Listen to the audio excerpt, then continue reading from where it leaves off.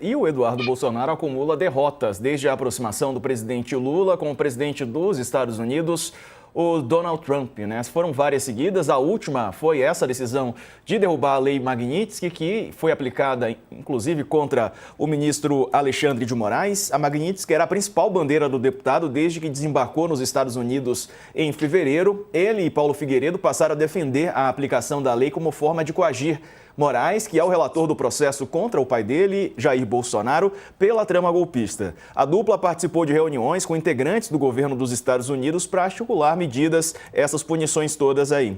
Eduardo disse ter recebido o fim das sanções contra Moraes com pesar. Ele publicou uma nota pública em que afirma lamentar que a sociedade brasileira, diante da janela de oportunidade que teve em mãos, não tenha conseguido construir uma unidade política necessária para enfrentar seus próprios problemas estruturais.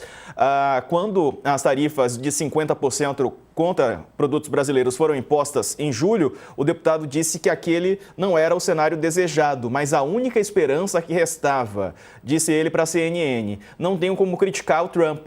Lamento que o povo brasileiro inteiro possa vir a pagar essa conta. E houve a derrocada da estratégia dele, que coincide com a aproximação de Lula e Trump. Os dois se encontraram pela primeira vez no dia 23 de setembro, lá na Assembleia da ONU em Nova York. Nessa ocasião, o presidente norte-americano contou que eles se abraçaram, disse que gostou de Lula e que teve uma ótima química com o presidente brasileiro. Ronilson, e desde então houve outras conversas. E o Eduardo Bolsonaro, que tinha muita entrada, ainda tem entrada com certa fatia de integrantes do governo Trump, mas perdeu poder de interferir, digamos assim, né, um poder de persuasão que ele poderia ter ali no governo norte-americano.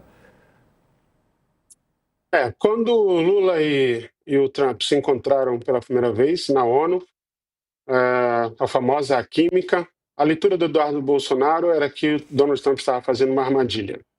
Quando o Donald Trump, o governo americano, sinalizou a possibilidade de um encontro, a leitura do Eduardo Bolsonaro é que esse encontro se tornaria numa humilhação pública do presidente Lula, no modelo em que o Trump fez com o presidente da Ucrânia.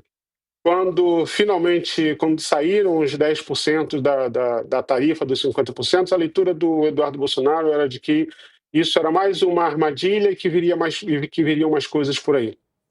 Estou fazendo esse pequeno resumo, eu poderia dar dos vários encontros que houveram na diplomacia brasileira, silenciosamente, discretamente, para dizer que se o Eduardo Bolsonaro fosse um analista político contratado, ele estaria demitido, porque as suas leituras foram todas equivocadas e sua última grande aposta, que era a lei Magnitsky, em que ele dizia que era muito difícil reverter esse quadro quando uma vez essa sanção acontecia e ela acaba de desmoronar e desaparecer.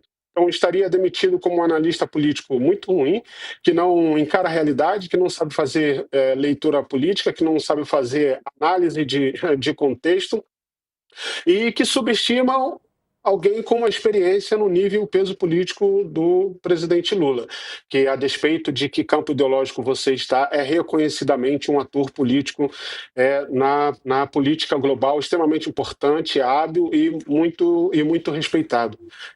Então, eu imagino que seja realmente muito difícil reconhecer assim publicamente uma derrota, e então não resta nada do que você fazer algum tipo de narrativa que sustente a sua ideia. Mas eu quero lembrar uma coisa fundamental dentro dessa análise do Eduardo Bolsonaro. Lá atrás, esse mesmo parlamentar que disse que estava disposto a ver o Brasil, né, se ferrar, em outras palavras, com palavras técnicas, mas literalmente se ferrar, desde que ele alcançasse o seu objetivo, que fosse a anistia do seu pai, precisa agora olhar para frente e ver que o Brasil não morreu de fome, não se tornou miserável, não entrou no caos econômico, não aumentou a sua dependência e, mais do que isso, gradativamente vai revertendo aquilo que parecia ser irreversível numa relação de um país cujo presidente tem muitos problemas internos para resolver. Então, ou enfrentar a realidade ou criar um delírio que amargue a sua própria derrota, e a escolha do Eduardo Bolsonaro ainda é num delírio. A única diferença do Eduardo para o Flávio é que ele continua fazendo isso, fugindo do seu país e gastando o nosso dinheiro enquanto Hugo Mota não toma uma decisão sobre o seu destino. Pois é. Agora, Aldo, e a posição do deputado Eduardo Bolsonaro?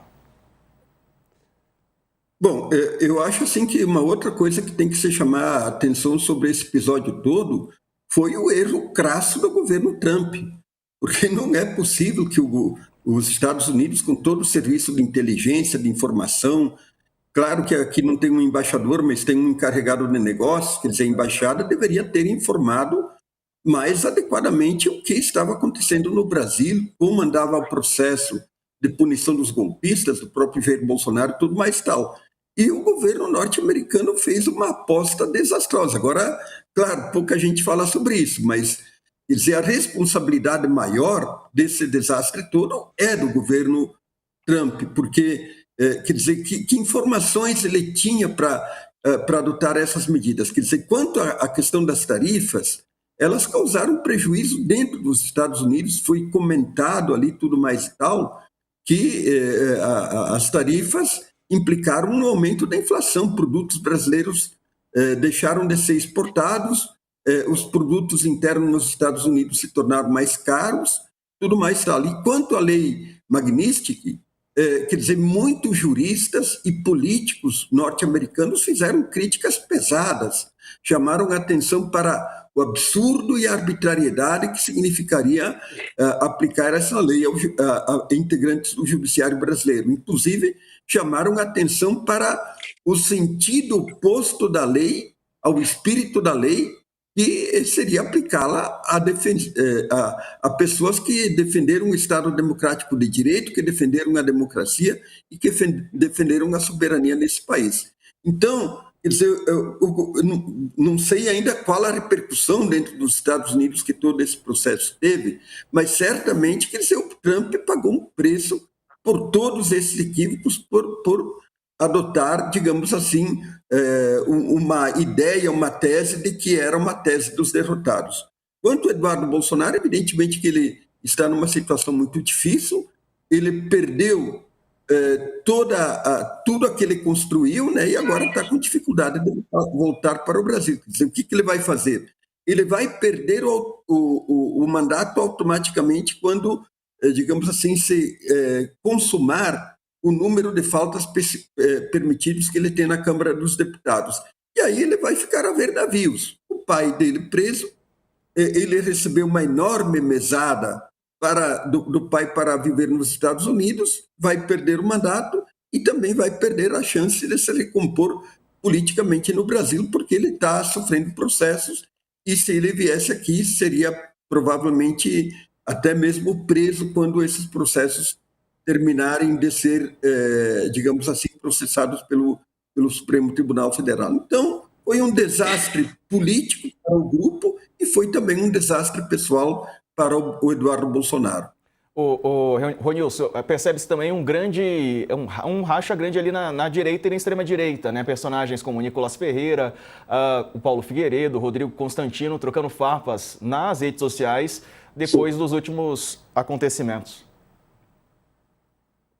Pois é, tem uma espécie de fala um pouco revanchista, porque uma parte desse campo da direita que ficou ali, que de alguma forma ficaram um pouco contra a parede, né? Um endosso quase que incondicional às sanções dos Estados Unidos, que era uma intervenção, claramente uma intervenção indevida nos assuntos políticos brasileiros. Era uma saia justa, mas alguns fizeram essa aposta e insistiram nessa aposta. O próprio Nicolas Ferreira tinha uns arranhões de ir lá e cá, de fazer um mergulho, um endosso nessa aposta de alguma maneira. E agora o que foi visto é que essa era uma aposta que não valia a pena, né? O Paulo Figueiredo e o Eduardo Bolsonaro não eram confiáveis, não tinham uma estratégia política decente, não tinha uma leitura política que fosse razoável. E aí tem uma fala que repito, né, sendo um pouco redundante, que é revanchista mesmo, de uma parte da direita, que ameaçou fazer esse flerte, fazer esse endosso com restrições e que foi muito criticada pelo Eduardo e pelo Paulo Figueiredo como covardes, como cedendo, eles fazendo de tudo. Eles eram os heróis, fazendo de tudo nos Estados Unidos, e um campo da direita e da extrema-direita aqui no Brasil recuado, não endossando totalmente. aqueles que abraçaram totalmente, porque confiaram que eles tinham relações fortes e influentes o bastante dentro do governo americano, e agora tudo isso se desmorona. Então, agora o que a gente tem é essa troca de farpas entre aqueles que foram sensatos o bastante para entender o que era excesso e aqueles que apostaram nesse excesso e que agora têm de reconhecer que tudo era um castelo de areia, não tinha informações suficientes, não tinha uma estratégia que era boa o suficiente. Essa influência nesse nível nunca, ela de fato, ela nunca existiu. Foi uma janela de oportunidade que apareceu para Eduardo Bolsonaro e Paulo Figueiredo, e agora eles ficam nessa troca de farpa. O que a gente está vendo é isso, uma espécie de eu te falei que vocês estavam esticando a corda demais, e aqueles que estão vendo o castelo de areia desmoronar.